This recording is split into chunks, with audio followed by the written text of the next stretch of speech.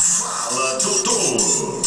E o nosso convidado de hoje é o Dr. Luiz Carlos de Lima, que vem para falar sobre direito, temas diversificados. A partir de agora, se você tem alguma pergunta, alguma dúvida, já pode ir ligando 3838-1213 ou participando pelo nosso painel interativo. O Dr. Luiz Carlos já está aqui para conversar conosco no Fala Doutor de hoje, Michele. Pois é, boa tarde, doutor Luiz Carlos, prazer tê-lo conosco mais uma vez. Boa tarde, Michele, boa tarde, Aldo Vidal, boa tarde a nosso cameraman aqui, ó. Como é o nome dele?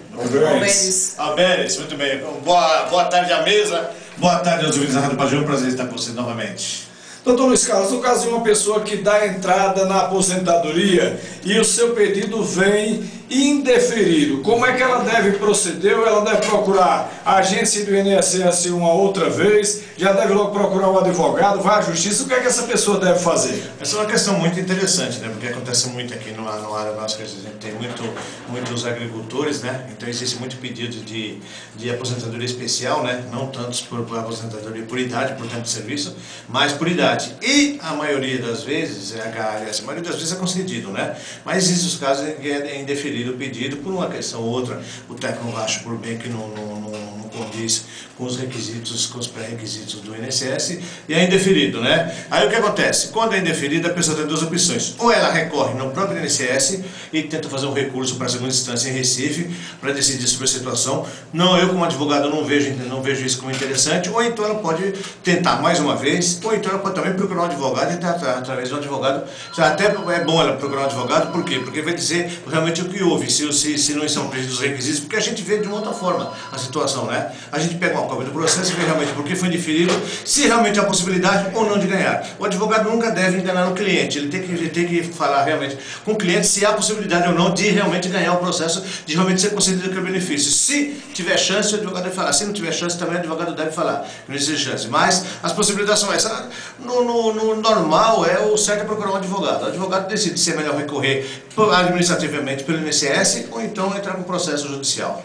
Se você tem perguntas, pode ligar que o Dr. Luiz Carlos responde, 3838-1213.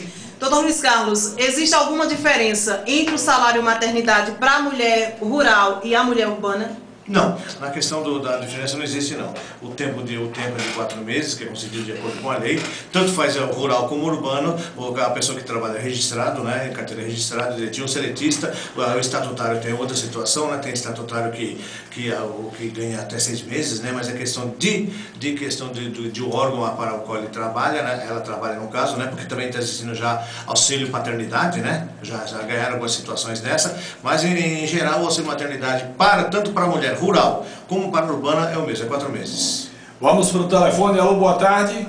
Boa tarde. Quem fala? É a Laide Lima aqui do CRB. Qual é a pergunta para o Dr. Luiz Carlos, Alaide? Eu queria só saber, que mandaram me perguntar, a menina em Brasília, se a pessoa que tem pensão é pensionista, se pode fechar a carteira. Sim, pode sim, porque a pensão não tem nada a ver com qual é o nome dela? Alaide, olha aí, a questão é a seguinte, a pessoa recebe uma pensão, qualquer que seja ela, não tem nada a ver com o benefício próprio. Então ela pode trabalhar, pode ser registrada, inclusive pode ser aposentada por tempo de serviço ou pela situação que ela convier, que se adequar à situação dela no momento. Mas ela pode e deve trabalhar para viver só da pensão, porque a pensão não vai dar, no fim da vida, só dá para pagar remédio, né? O dinheiro que a gente recebe no fim da vida, de uma parte é tão pouco, né? Que a gente só dá para pagar medicação, tratamento de saúde, então ela pode e deve trabalhar, porque a pessoa se aposenta, a aposentadoria é dela, a pensão é outra situação, a não ser que a pessoa esteja ligado a alguma situação com ela, que impeça ela de trabalhar, mas eu não vejo nenhuma pensão desse tipo não vejo nenhum empecilho nessa situação não. A pensionista pode trabalhar assim, não perde a aposentadoria, a pensão, que é uma coisa diferente. Agora, existe alguma... o pensionista, ele pode perder esse benefício? Existem casos que sim. Quais Por exemplo, que situação ele pode perder? Desculpe, Michel.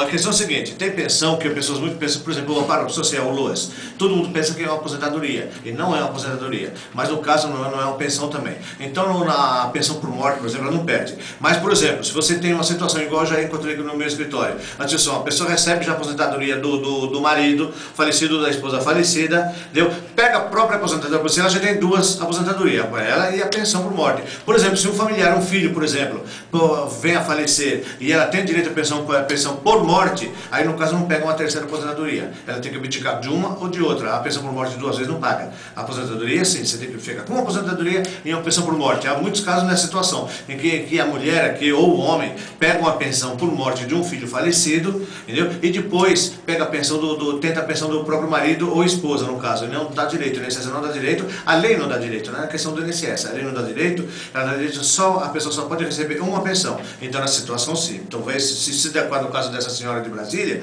pode até ser. Se ela já tem uma pensão, ela não pega uma segunda pensão. Agora, a aposentadoria é diferente. Você tem direito, atualmente, a uma pensão e a uma aposentadoria. 2 pensões, não. Vamos voltar para o telefone. Alô, boa tarde. Boa tarde. Quem fala? É Ivanilda. Diga, Ivanilda. Eu queria perguntar, é uma pessoa que foi concursada, passou 15 anos trabalhando como auxiliar de serviços gerais, concursada. Hoje está com 5 anos que ela é professora, também concursada. Ela tem direito a... A pensão, as 2 aposentadorias?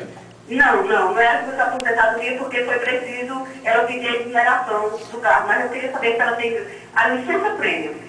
Você tem direito à licença-prêmio? Sim. Se estiver no estatuto ao qual ao órgão vinculado, sim. Porque tem a questão seguinte, a licença-prêmio é uma questão própria de cada município do estado de Pernambuco, por exemplo, publicou uma situação nesse sentido, mas o tempo é diferente. Por exemplo, em São Paulo, eu fui funcionário público em São Paulo, e lá a licença-prêmio era 5 anos. Cada 5 anos eu tinha direito à licença-prêmio de 3 meses. Aqui em Pernambuco me parece que é diferente. A cada 10 anos é direito a 6 meses. Então difere de um estado para outro. É próprio do estado e normalmente os municípios seguem a linha do estado quanto à licença-prêmio. Se não fizerem, aqui em Pernambuco até houve, quando eu era advogado da Câmara Municipal, houve uma questão nesse sentido, de que Pernambuco o estado tinha abolido esse direito do servidor estadual de ter a licença-prêmio, mas aqui em Afogados Gazeira não tinha lei própria. Então havia o direito de um funcionário de receber essa licença-prêmio. Inclusive teve funcionário que entrou na justiça e ganhou por essa situação, porque ainda não havia uma lei que regulamentasse a situação e tirasse do município a obrigação de pagar licença-prêmio. Então tem que ver no município onde trabalha, se é Afogados ou onde for o município, se tem esse direito. Se tivesse direito, sim. Se não tiver, vai ter que procurar a lei, tá bom?